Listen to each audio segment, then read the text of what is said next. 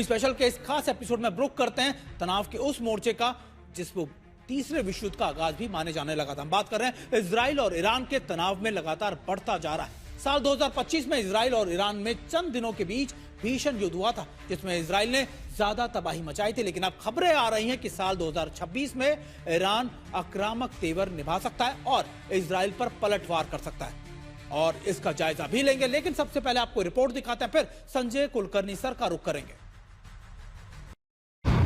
एक और भीषण जंग के लिए तैयार ईरान। अमेरिका, इजराइल और यूरोप से परेशान।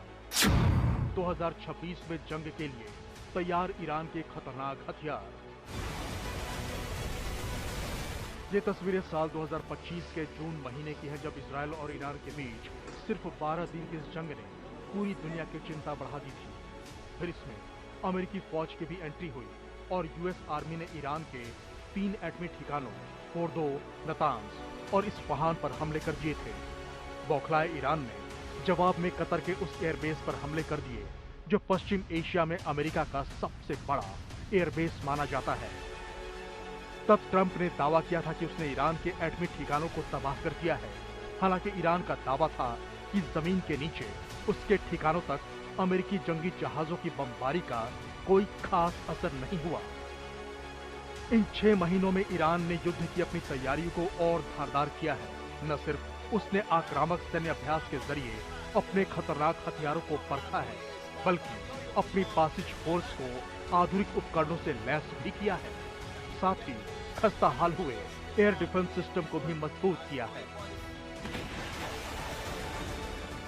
इस बीच 2025 बीतते बीतते ईरान के राष्ट्रपति के बयान ने 2026 में भीषण जंग की अटकलों को बढ़ा दिया है।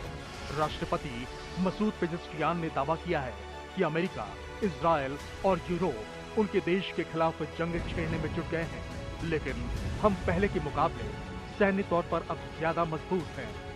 ईरानी राष्ट्रपति का यह बयान ऐसे वक्त पर आया है जब सोमवार को इजराइल के पीएम नेतन्याहू और ट्रंप के बीच अहम मुलाकात होने वाली है। आज तक ब्यूरो। अब आपको बताएं, फिर परमाणु बम बनाने की दहलीज पर ईरान पहुंच चुका है। ईरान लगातार अपनी तैयारियों में जुटा हुआ है। ईरान के पूर्व अधिकारी मोहम्मद जवाद का दावा है कि वो इन आप कह सकते हैं परमाणु बम बनाने या परमाणु के लिए आगे काम पर 22 जून के बाद से ईरान में आप कह सकते तेजी से सर्वधन संयंत्रण निर्माण दोबारा से शुरू कर दिया। नातांज सर्वधन संयंत्रण में सुरक्षा दीवार और सुरंग का निर्माण किया गया। इसकी सैटेलाइट तस्वीरें भी सामने आई थी। आईएईए की चेतावनी है कि ईरान के पास खतरनाक स्टॉक पाइल मौजूद है, यानी अभी भी उसके पास काफी ज्यादा स्टॉक है। ईरान के 15 परमाणु वैज्ञानिक सुरक्षित इलाकों में अंडरग्राउंड कर दिए गए हैं। उनको छुपाकर ईरान ने रखा हुआ है, यानी ईरान अब एहतियात ज्यादा बरत रहा है। और विस्फोटक तकनीक या फिर आप कह सकते हैं वॉरहेड डिजाइन के विशेषज्ञ भी इसमें शामिल है और इन सबको सुरक्षित स्थानों पर भेज दिया गया है। अब ग्राउंड फोर्सेस को सौंपे गए हैं फिदाइन ड्रोन, जेट इंजन के कंट्रोल हादी 11 ड्रोन भी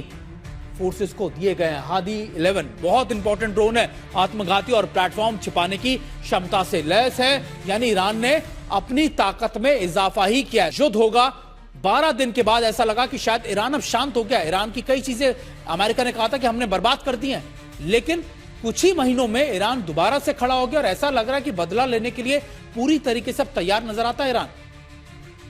बिल्कुल सुमित, इजराइल बार बार ये कहता है कि ईरान उसका नंबर 1 दुश्मन है और वही है जिसने गाजा पट्टी में, लेबनान में, यमन में इन सब जो आतंकी गढ़ है, हमास है, हिजबुल्लाह है, हूदी है, इनको सबको एकत्रित किया है कि जो ज्यूज है, जो यहूदी है, उनको समाप्त करना, उनका जो स्टेट है उसको खत्म करना। इसलिए हमने देखा 13 जून को जिस तरह के 12 दिन की लड़ाई में तकरीबन 20 ईरानियन अफसर जो सीनियर अफसर थे सब मारे गए और तकरीबन 16 उनके न्यूक्लियर साइंटिस्ट मारे गए। इसलिए जो आप बता रहे हैं कि अब उन्होंने अपने 15 जो न्यूक्लियर साइंटिस्ट हैं उनको छुपा करके अंडरग्राउंड रखा हुआ है। ईरान लगातार ये कोशिश कर रहा है कि किस प्रकार से हम इजराइल के ऊपर वार करें, क्योंकि आप देखें 12 दिन में कंप्लीट एयर डिफेंस ईरान का न्यूट्रलाइज हो चुका था। 690 अटैक, 29 प्रोविंसेस, इतने सारे उनके साथ टॉप लीडरशिप मारी गई, complete loss of air superiority, Iran के पास कुछ नहीं बचा। अगर इसके बाद भी अगर ईरान आज सोच रहा है कि हम दोबारा इजराइल के ऊपर हमला करेंगे, तो ये बदला वाला जो हमला है, ये इसमें कोई शक नहीं कि ईरान करेगा, क्योंकि ईरान को ऐसे लग रहा है कि रूस और चीन के साथ खड़ा दिख रहा है, ऐसे उसको लग रहा है। लेकिन अमेरिका ने जो जिस मध्यस्थता से वो उस वक्त सीज फायर किया 12 दिन की लड़ाई के बाद, पर मुझे नहीं लगता है ईरान छोड़ेगा। ईरान कोशिश जरूर कर रहा है कि कहीं ना कहीं वो इजराइल के ऊपर हमला करे, और इजराइल भी कोशिश कर रहा है कि किस प्रकार से ईरान को तोड़ा जाए और ईरान के जो न्यूक्लियर इंस्टॉलेशन है इनको बर्बाद किया जाए, उनकी मिसाइल कैपेबिलिटीज को बर्बाद किया जाए, उनकी ड्रोन कैपेबिलिटीज को बर्बाद किया जाए। तो हालत जरूर बहुत नाजुक है, और ये युद्ध किस तरह जाएगा हम लोग कल्पना नहीं कर सकते। बिल्कुल, आप दोनों सर हमारे साथ बने रहिएगा।